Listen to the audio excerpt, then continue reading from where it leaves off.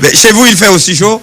Bah oui, Oui. en Espagne, en été, il fait très très chaud. Oui, parce que Croire. j'ai fait exprès de parler de la Costa Brava tout à l'heure, pour vous dire la côte des Arcadins. Et c'est un peu votre Costa Brava. Hein? Bon, alors, nous parlerons de la mission d'observation de l'Union européenne. D'abord, pour dire que les missions d'observation sont critiquées en Haïti. On pense que les missions d'observation toujours prennent position en faveur du parti au pouvoir.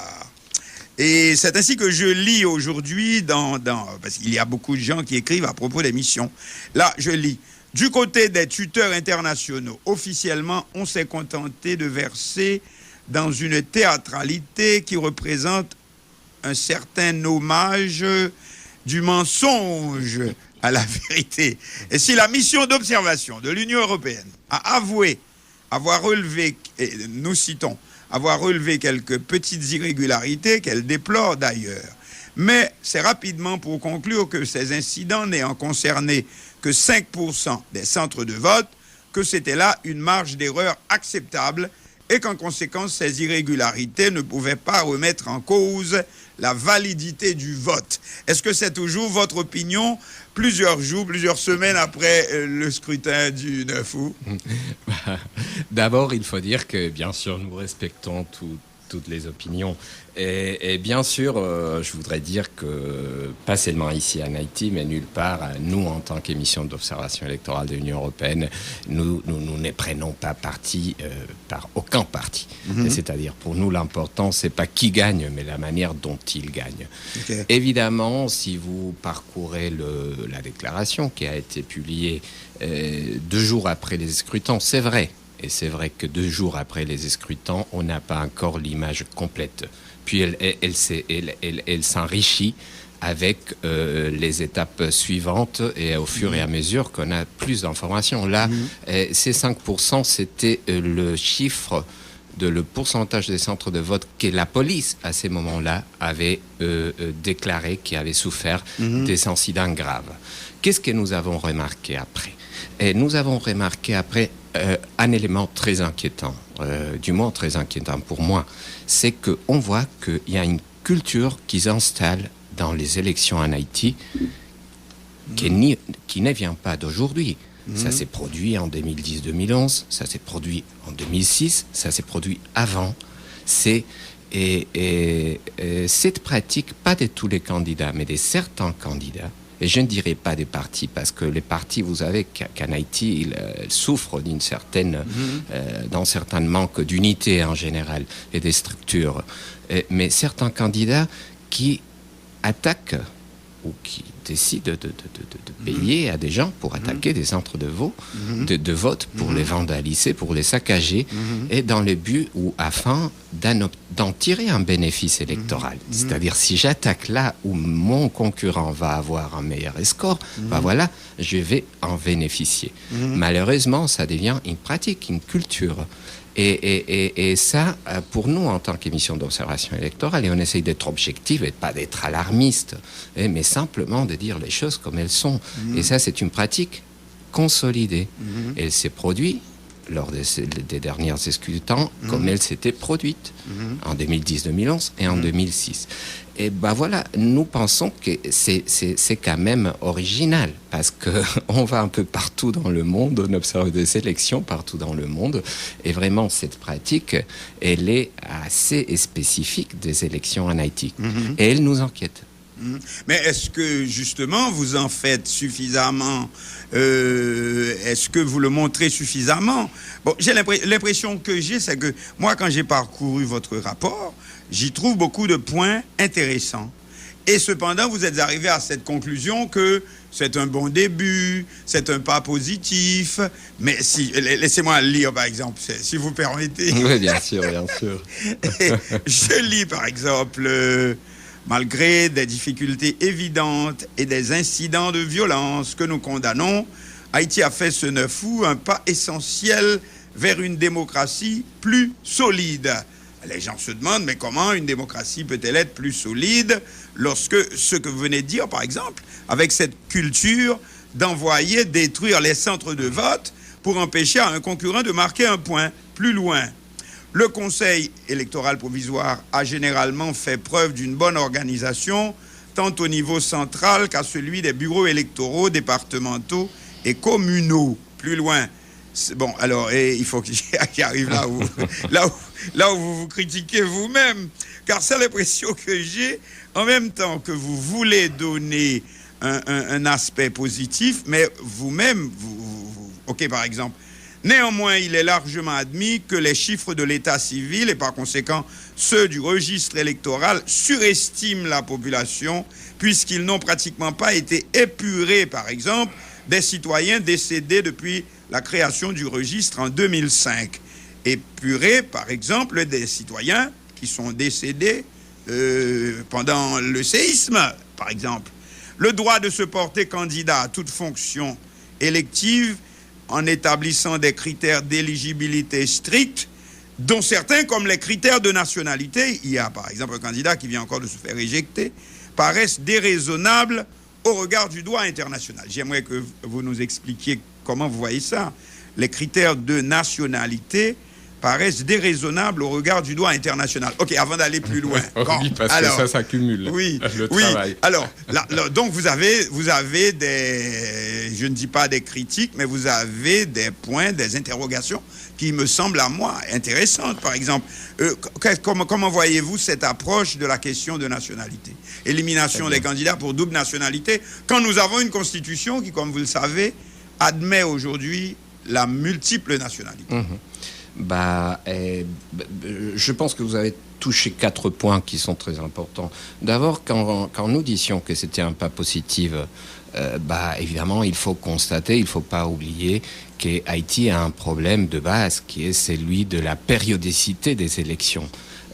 Et on n'en a pas eu depuis 4 ans. Voilà. Donc, alors, et c'est pas la première fois. Donc, c'est-à-dire la périodicité qui, normalement, elle est assurée dans la plupart de pays du monde. Puis les élections, elles peuvent être meilleures ou pires, mais quand même, la périodicité, normalement, ne pose pas un problème majeur. Ici, elle pose un problème. On voit par exemple que la Constitution, elle dit que le sénateur, il doit être renouvelé par tiers tous les 2 ans, ce qui n'arrive pratiquement jamais. Et donc, on avait le problème des administrations locales et des maires qui n'étaient pas élus depuis longtemps. Exactement, depuis 4 ans. Alors, le fait que finalement on va aux élections, et ça n'a pas été facile, parce qu'il y avait des difficultés entre le gouvernement, entre le parti pro-pouvoir, les partis d'opposition.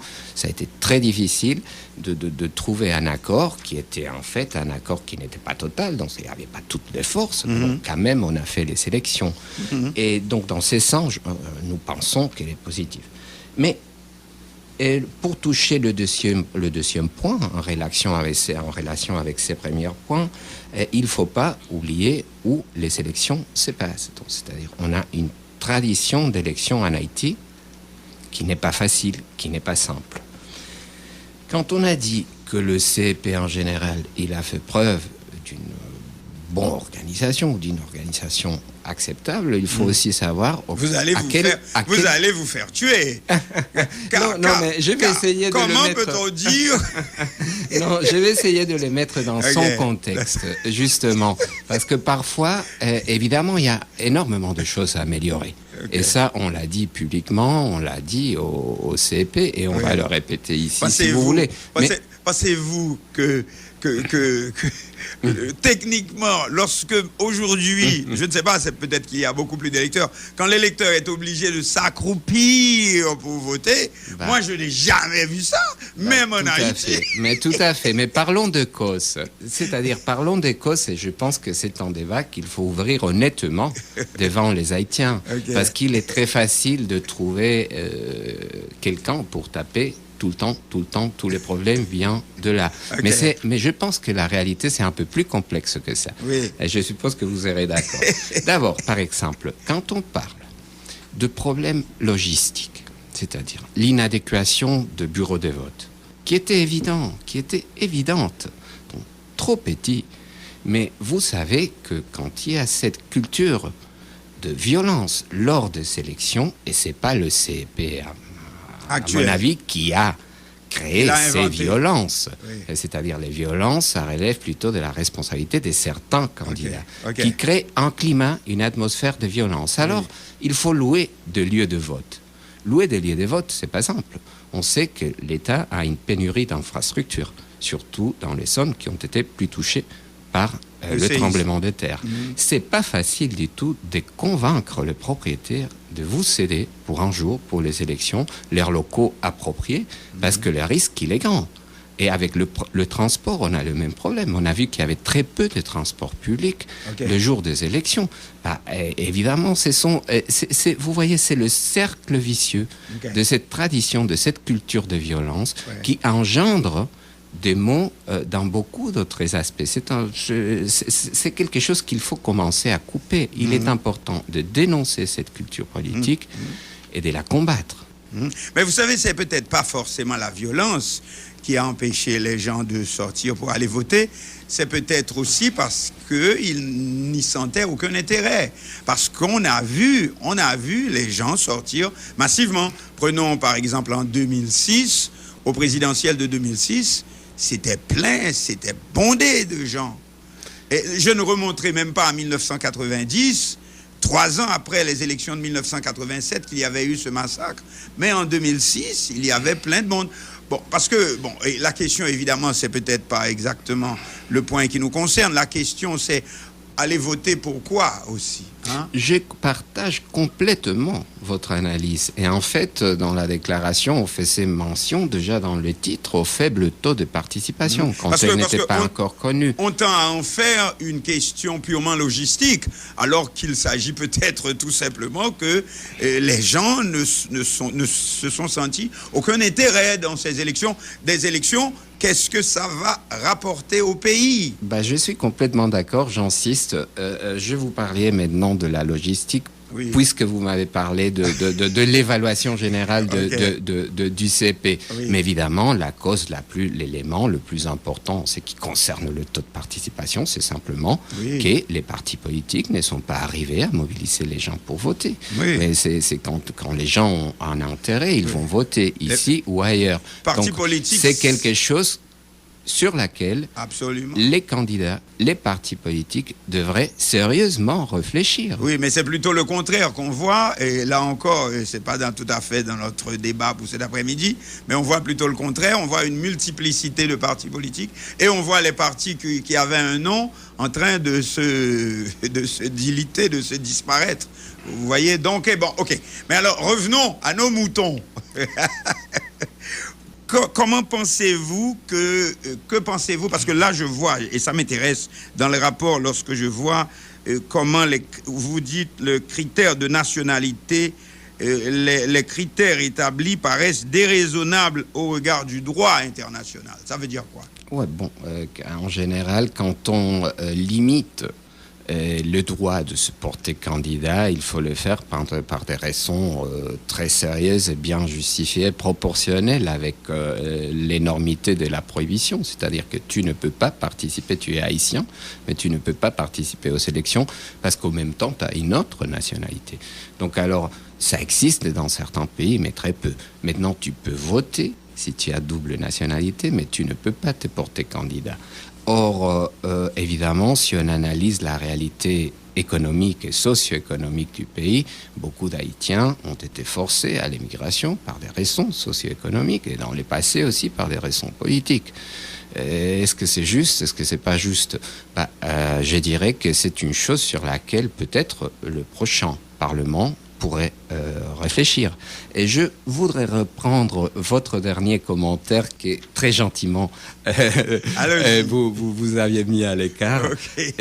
Mais nous croyons, et enfin ça fera sans doute l'objet de recommandations à la fin de la mission, qu'il est très important pour les stabilités d'une démocratie avoir un système de partis solide et dans la mesure de possible, stable.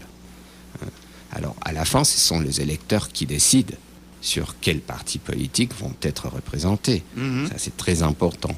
Mais il est vrai que probablement la législation actuelle, qui est récente sur le parti politique, elle facilite énormément la création de partis politiques. Et alors... Vous pensez que c'est trop laxiste? Forcément. Maintenant, c'est très facile parce qu'avec une vingtaine de personnes, tu peux constituer un parti politique. Donc, en partant de ça... Qu'est-ce que vous auriez recommandé, par exemple? Que pour créer un parti politique, il faut soumettre, par exemple, un certain nombre enfin, il faut établir un nombre de membres de ce parti politique et que ça soit vérifiable. Il y a 1000 modèles. Il y a le nombre de militants, il y a le nombre d'appuyants, donc de signatures. Il y a aussi l'implantation dans plusieurs départements. Attention à signature parce que c'est compliqué à contrôler. D'analphabétisme. Mais on peut trouver une solution. Il faut chercher au moins une solution qui rende les partis crédibles. C'est important. C'est important qu'il y ait, disons, une structure dans les systèmes de partis, que les gens puissent savoir qu'est-ce qu'il y a derrière le parti, qu'est-ce qu'il représente, qu'il y a une différence de position qui soit marquée et maintenue, soutenue à travers le temps, parce que c'est avec ça qu'on peut arriver à avoir une certaine stabilité. Un pays sans son système de partis solide aura toujours une gouvernance faible. Ça, c'est clair, parce que ça sera très difficile d'avoir deux accords stables dans le Parlement. Et pour faire de politique, il faut une certaine stabilité. Sinon, on commence à bâtir un bâtiment chaque jour. Et puis, il s'écroule et il faut recommencer. Et puis, si je suis dans un parti, je ne suis pas content, j'ai un problème, je m'en vais, je fonde mon propre parti. Et ça, comme ça, à l'infini. Donc, on finit par avoir aujourd'hui près de 200 partis politiques. Évidemment, ça dépend du Parlement. Ça dépend du Parlement haïtien et ça relève de la souveraineté haïtienne. Oui, mais vous savez... Et avec tout le respect, mais évidemment, je vais aussi répéter ces constats. Il faut un système solide et stable pour favoriser la gouvernance. Mon impression, ce qui est arrivé, c'est le contraire. C'est-à-dire que les élus ont commencé à ne pas respecter leur appartenance de parti. Une fois élu, le parti n'a aucune importance. Ce qui importe pour moi, ce sont mes intérêts par rapport au pouvoir en place. C'est ainsi que nous avons la formation, par exemple, lors de la dernière législature, vous aviez à la Chambre des députés 2 partis seulement. Un parti qui était en faveur du pouvoir et un parti qui était contre le pouvoir. Et toutes les autres dénominations se fondaient. Voilà. Donc, alors, on en sort et finalement, il y a une multiplicité de partis qui se créent, puisque finalement, chacun en sort avec son propre parti. Donc il y a moyen certainement d'arrêter cela, mais le problème, ce sont les élus du Parlement eux-mêmes qui doivent trouver la solution. S'ils ne sont pas de cet esprit... Oui, les cultures politiques, elles sont différentes dans chaque pays. Et l'élément positif, c'est qu'elles évoluent. Donc, espérons... Non, ça dépend de quelle direction. Bon, il faut dire qu'ici, j'ai l'impression que ces élections sont particulières. Tout ce que vous avez relevé là, cette culture de... Regardez, par exemple, il n'y a plus de perdants à ce train-là. C'est-à-dire que si je ne suis pas parmi dans le peloton de tête qui va aller au second tour, eh bien, je n'ai qu'à organiser des manifestations tous les jours. Et finalement, essayer de forcer l'annulation. Je ne le dis pas comme je suis en train de critiquer ceux qui le font aujourd'hui, mais il y a une facilité finalement dans ce système, c'est que, et ça veut dire que c'est du haut en bas, que si moi je suis dans le peloton de tête, eh bien j'ai la même conscience que si j'étais en queue de peloton, j'aurais fait de même. C'est-à-dire il y a comme une complicité dans la classe politique, dans cette situation que nous vivons, c'est-à-dire si je ne suis pas sûr, eh bien je ne suis pas tout à fait non plus. C'est absolument... c'est la dégringolade ainsi qui se fait parce que nous avons une classe politique qui n'a pas vraiment conscience de son importance et de sa mission. Et bon, sur ce point-là, moi je dirais qu'il est très très important pour toute démocratie et pour tout état de droit qu'il y ait une certaine institutionnalité. C'est-à-dire les institutions, elles ont un rôle à jouer. Elles peuvent le jouer mieux ou pire. En tout cas, c'est à eux de les jouer.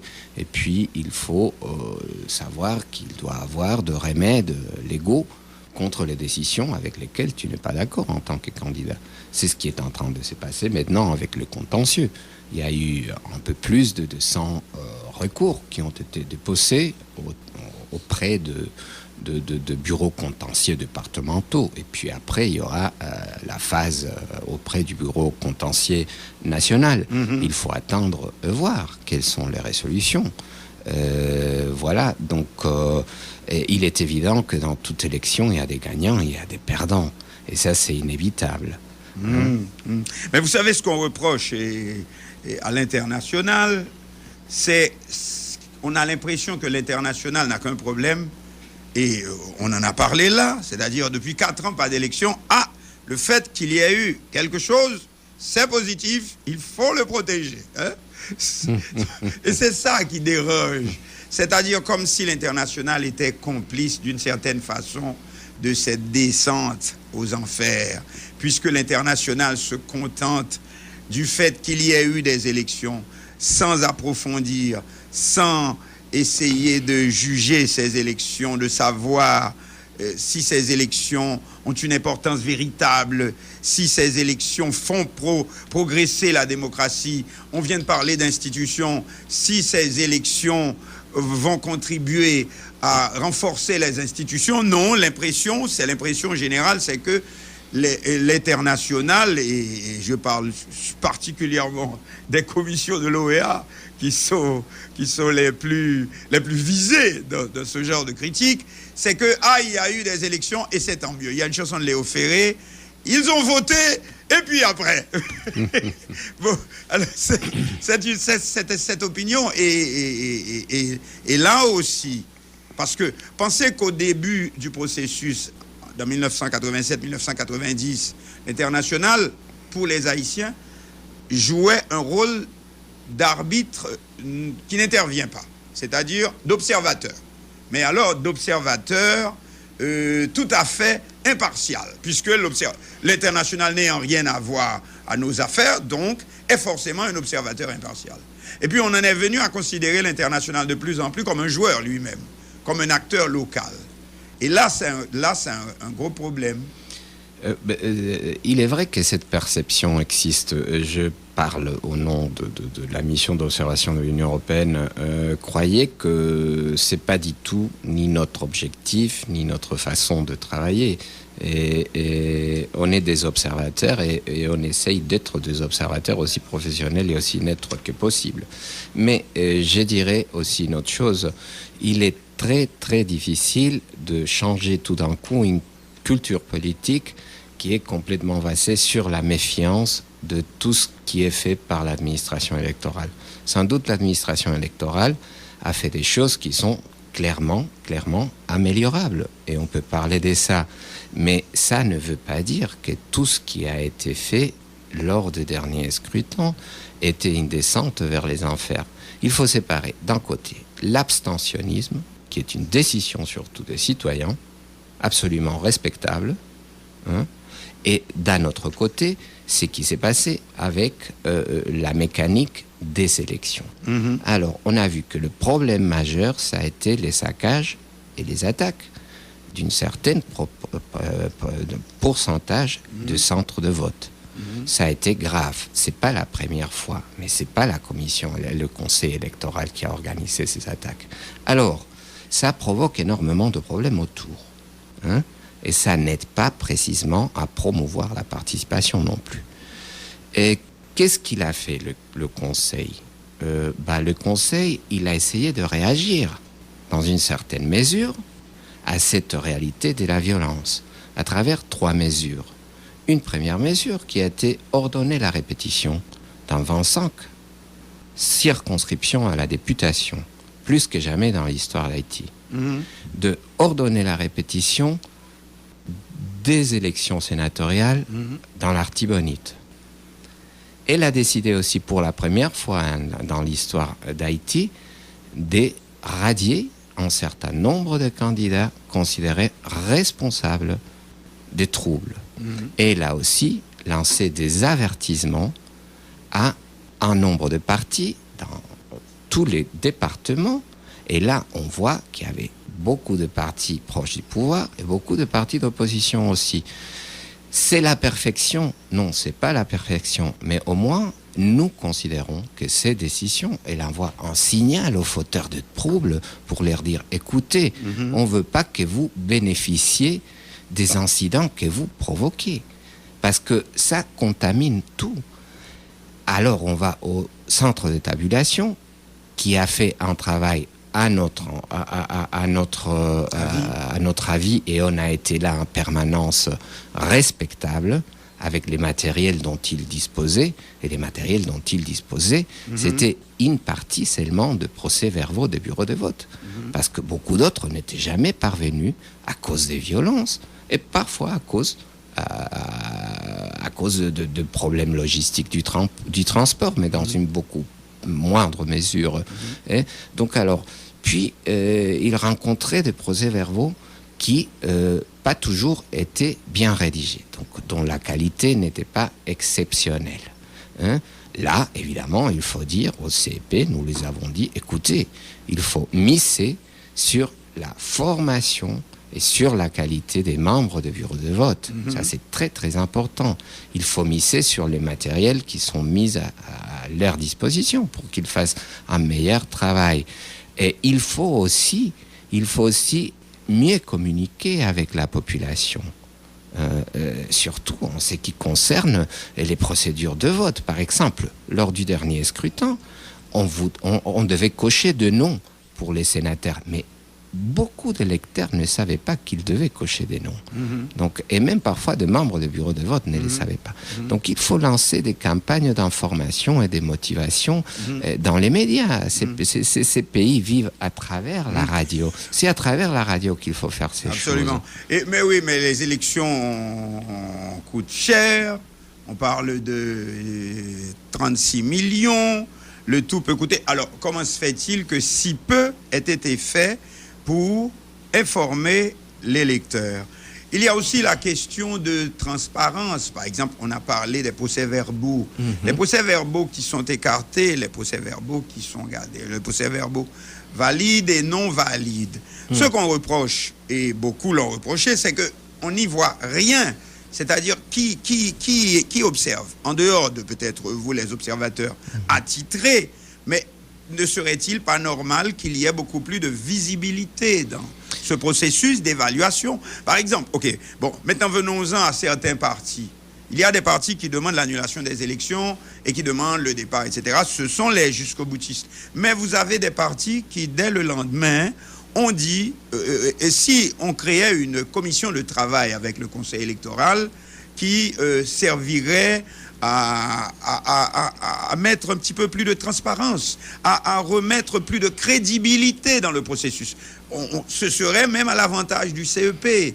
Et ce sont des partis qui ne sont pas des partis jusqu'au boutistes, mais le CEP a fait la sourde oreille.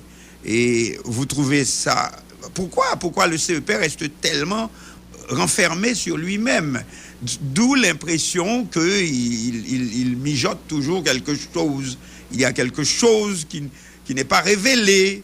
Et vous voyez, c'est-à-dire que le CEP se comporte comme un pouvoir, comme un État dans l'État. Bon, ça, c'est une tendance normale partout. Et très haïtienne aussi. Vous savez tout. Donc, il y a ce comportement d'État dans l'État qui fait que les autres, automatiquement, ils ont des doutes. Oui, voyons. D'abord, en ce qui concerne la transparence des résultats, là encore, on voit un problème de communication parce que tous les procès-verbaux qui ont été intégrés dans les résultats sont publiés sur le website. Et c'est publié le traitement du procès-verbaux et les scanners du procès-verbaux. Donc, et vous pouvez le voir depuis votre ordinateur, les procès-verbaux de chaque bureau de vote qui est arrivé. Il y en a qui disent que non, mais ils ne sont pas tous là.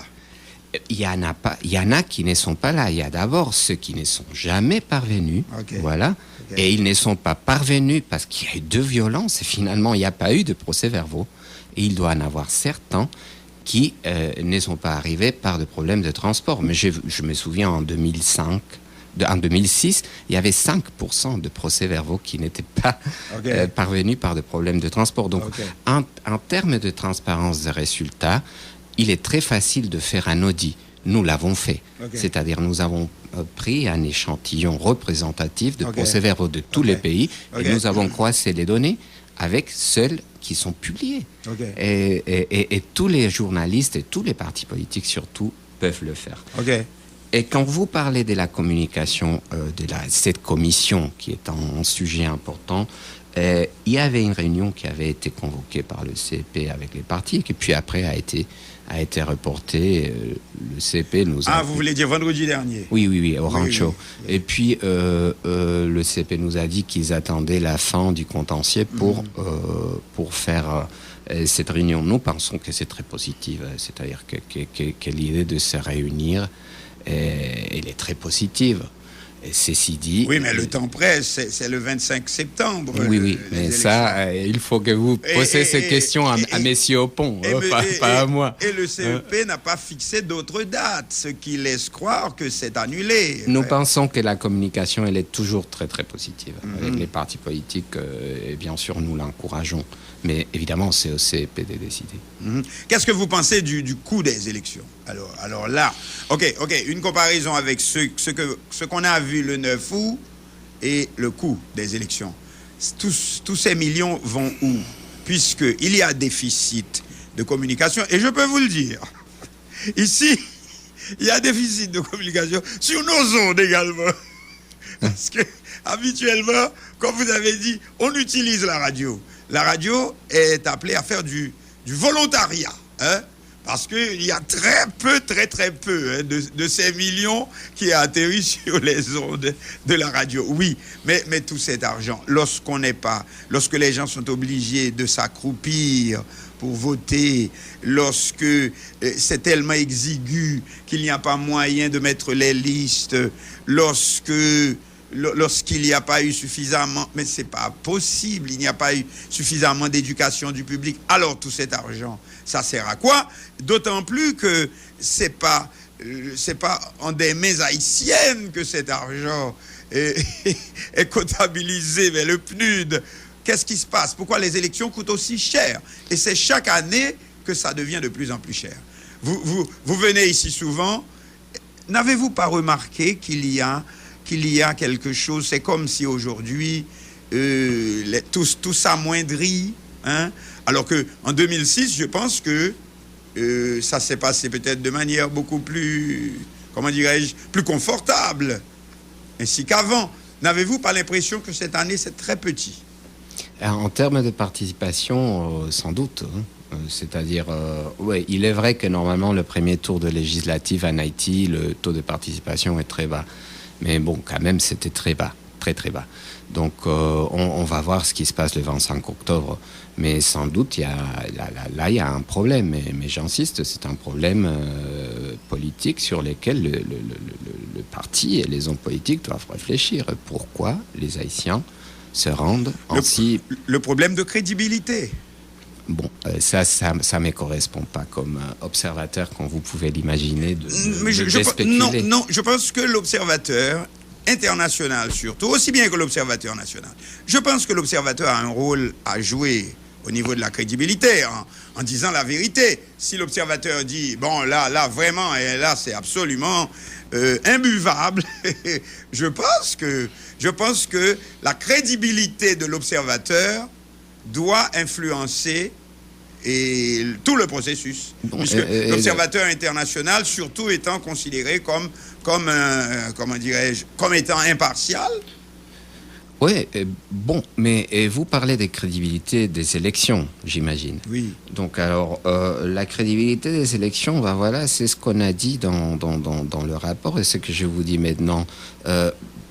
Écoutez, évidemment, le processus, il est loin d'être parfait. Il est loin d'être parfait d'abord par ces problèmes de sécurité. Il y a aussi un travail de formation qui doit être beaucoup amélioré, un travail de communication, surtout à travers les médias, qui doit être amélioré. Et ça serait l'idéal d'avoir des lieux de vote plus confortables et plus adéquats. C'est facile ou c'est pas facile, vous connaissez mieux le pays que moi et vous savez qu'il y a des conditionnants qui sont compliqués, mais sans doute il faut travailler dans ces sens. Mais quand on lit la crédibilité au taux de participation, c'est une autre chose. Nous, en tant qu'observateurs, nous ne pouvons que constater quel a été le taux de participation. Et nous l'avons dit depuis le début, très bas, trop bas. Et ça doit être à l'origine d'une réflexion nationale. Est-ce que le taux de participation a à voir avec la crédibilité? Non. La crédibilité, ça dépend du fait que c'est que les gens ont voté, c'est ce qui est publié après comme résultat. Ça, c'est la crédibilité du processus. Et puis, les éléments environnants, évidemment, le rôle des médias, le financement des campagnes, et le cadre juridique, etc., etc.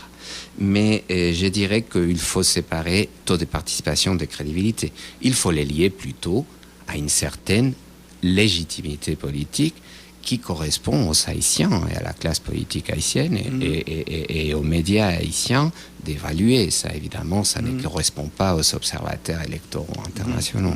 Je vois que vous avez attiré l'attention dans votre rapport sur un point important, que le CEP ne peut pas être jugé parti, et même si certains points de la Constitution le permettent, le CEP devrait lui-même travailler. Alors, je ne lis pas textuellement, mais je crois avoir vu ça.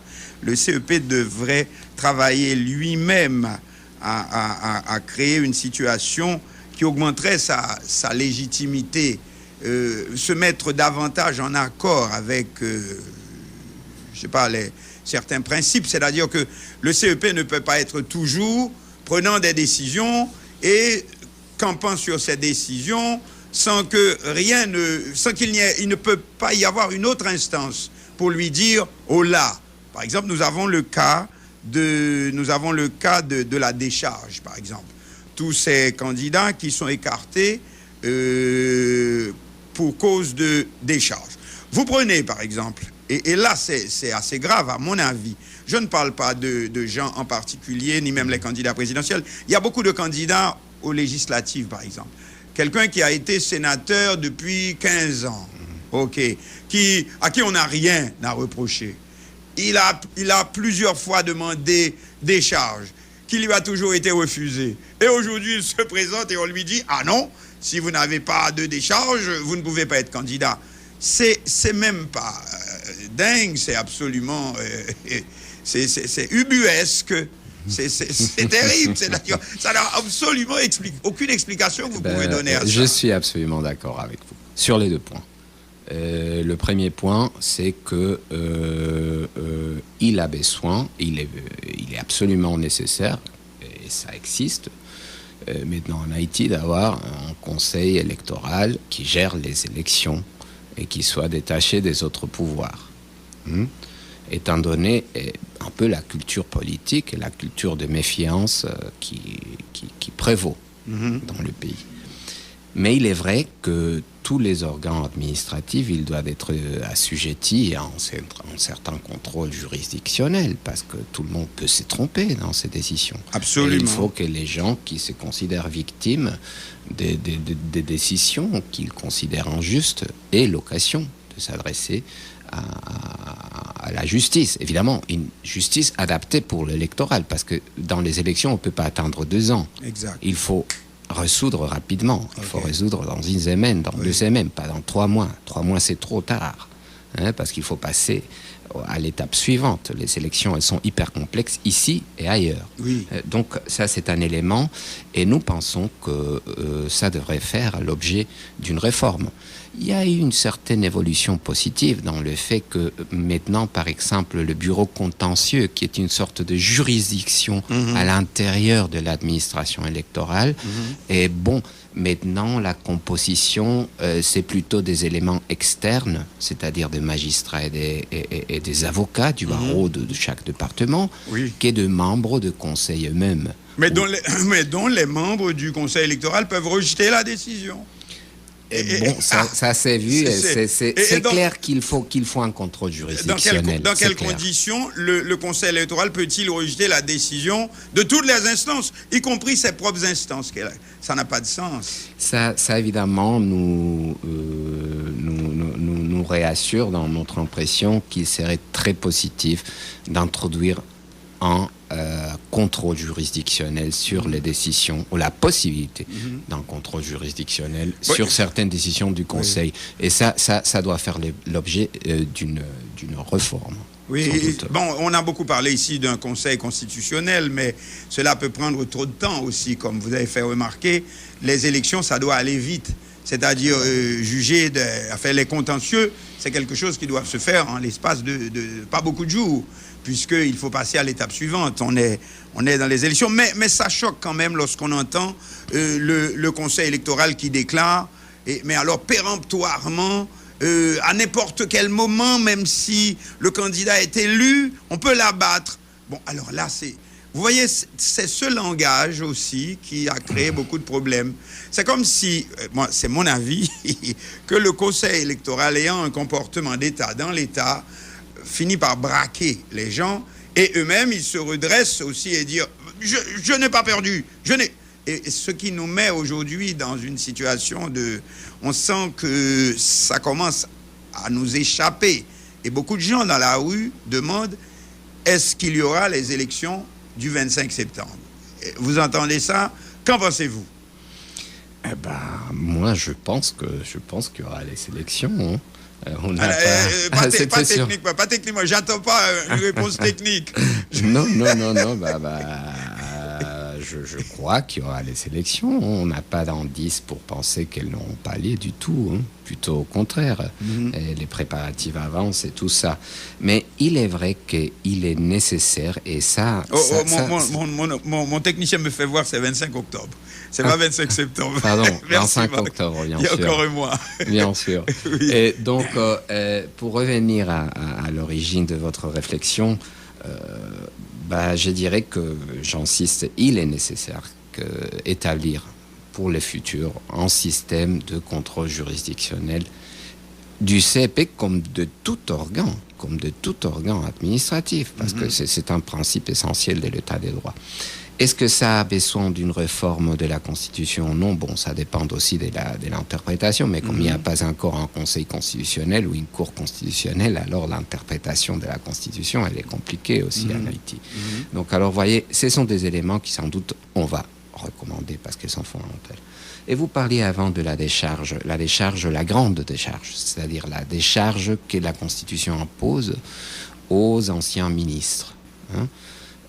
Il est clair que, et on le dit clairement dans notre rapport, que telle qu'elle a évolué, cette condition ou ces critères de la décharge, elle est devenue un levier politique dans les mains du Parlement, qui barre la route à des potentiels concurrents. Absolument. Et donc alors ça a des éléments clairement négatifs, d'abord parce que c'est arbitraire. Donc dans la plupart des cas, c'est pas qu'il ait refusé la décharge, c'est simplement qu'ils n'ont pas voté. Et puis ça tue aussi. Ça tue les carrières et les expériences. Et les institutions, puisque un pays a besoin quand même des gens qualifiés, et il y a là une possibilité d'écarter les gens les plus qualifiés.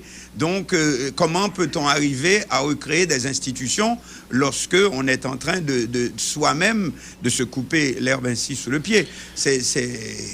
On considère sans doute que ça devrait faire l'objet, ou ça serait raisonnable que ça soit pris en compte d'une manière sérieuse par la société haïtienne, mais aussi et surtout par la classe politique haïtienne, de réfléchir sur ces genres d'archaïsmes qui ont perdu complètement sa fonction et qui constitue un élément qui tord, qui déforme la compétition politique. Donc nous sommes plutôt favorables à une recommandation dans le sens de complètement repenser ces critères ou bien de l'éliminer. Mais il faut voir, il faut se souvenir que la décharge qui a été créée au 19e siècle, en 1860, c'est une chose très ancienne en Haïti, et elle a été inscrite dans la constitution haïtienne.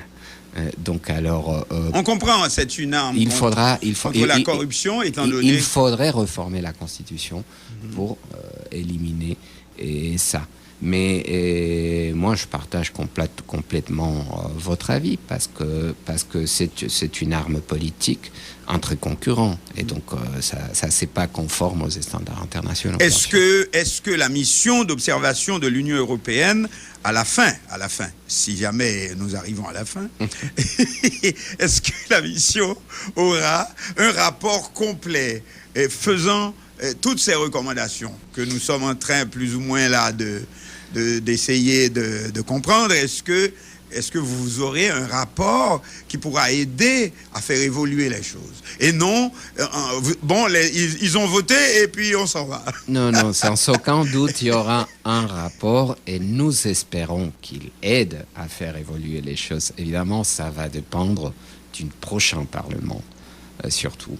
Plutôt que aussi du prochain gouvernement, mais surtout du Parlement, évidemment, parce que c'est à eux de légiférer. La plupart des choses importantes, des recommandations importantes, évidemment, vont impliquer de réformes législatives. Et donc, comptez sur ça. Et notre idée, c'est de présenter un rapport qui fait un peu le résumé de tous les processus et le finaliser avec...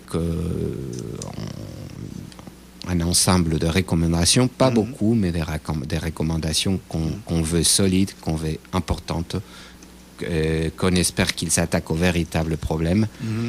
Et du point de vue légal, bien sûr, parce qu'il y a un autre élément qui est la culture politique, et ça ne s'échange pas avec des lois. Ça peut commencer à s'échanger par des lois, mais c'est une chose plus complexe. C'est quelque chose donc vous pouvez compter sur ça, au fur et à mesure. Et ça sera présenté par la mission, par la chef de la mission, Madame Valenciano, et par moi-même.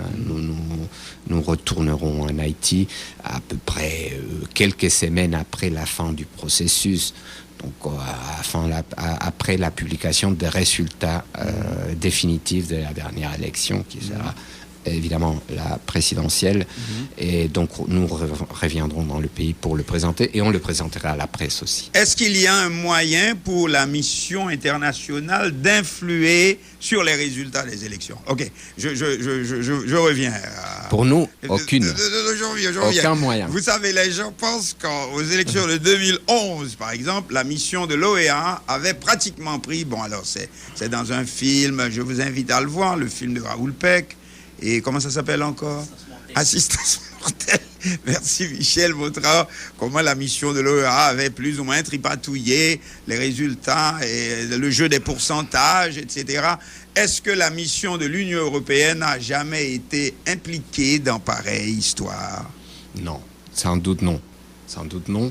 Et bon, écoutez, moi j'ai fait presque, je parle pas, une quarantaine facilement de missions d'observation. La plupart avec l'Union européenne. Et moi-même, j'étais chef adjoint déjà dans 13 missions sur les 5 continents. Et croyez-moi, jamais, ni de près, ni de loin, on a eu la moindre intention de travailler dans ces centres, parce que ça serait nous décrédibiliser absolument. Et vous savez, l'observation électorale, elle n'a qu'un patrimoine, les organisations d'observation, c'est sa crédibilité. Si tu perds ta crédibilité, tu perds tout. Mais on a l'impression qu'on pousse la mission de l'Union européenne devant cette année, et les autres missions disparaissent, et puis on ne parle que de vous. Alors, comment cela se fait? Est-ce que on vous pose devant pour essayer de ravaler la façade. Mais qui nous pousse devant? Personne. C'est-à-dire, nous venons, nous faisons notre travail, et puis c'est à vous, en tant que journaliste, qui êtes les fenêtres de l'activité de la mission, de vous intéresser à notre travail ou non. Et quand vous nous appelez, avec le plus grand plaisir, on vient et on répond à vos questions, mais bien sûr que non. Hein. Ok. Votre rapport, je le trouve bien, surtout rédigé peut-être 2 ou 3 jours seulement après les élections. Je souhaite que vous continuez à faire un travail aussi approfondi, hein, et j'espère que vous nous reviendrez peu avant le 25 octobre. Michel, je compte sur toi, ok? C'est toujours, vous parlez de la profondeur du rapport. Moi, je suis ravi de la profondeur de votre entretien et de vos questions. Donc, comptez sur nous à tout moment. Merci beaucoup. Ok. Voilà notre invité cet après-midi pour parler des élections du 9 août et du travail à faire, du long chemin à accomplir avant les élections du 25 octobre prochain. Je vais céder la place. Notre invité était José Antonio de Gabriel et sa carte me dit qu'il est chef observateur adjoint de la mission d'observation électorale de l'Union européenne en Haïti. Dans un instant, le journal de 5 heures et je vous rejoindrai. À tout à l'heure.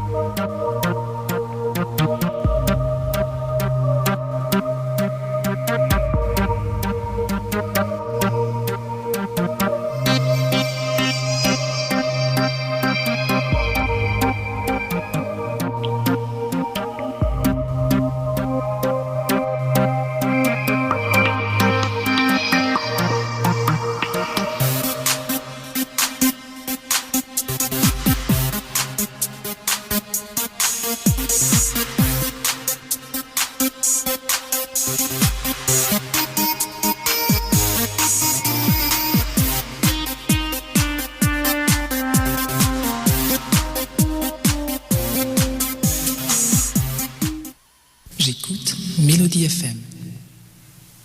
CMP, Centre universitaire de management et de productivité. Une université prestigieuse, une vraie référence pour le marché du travail. CMP vous offre un programme de licence 4 ans. Gestion des affaires, sciences comptables, sciences informatiques, marketing et tourisme. Programme de diplôme 2 ans. Gestion finance marketing, marketing management.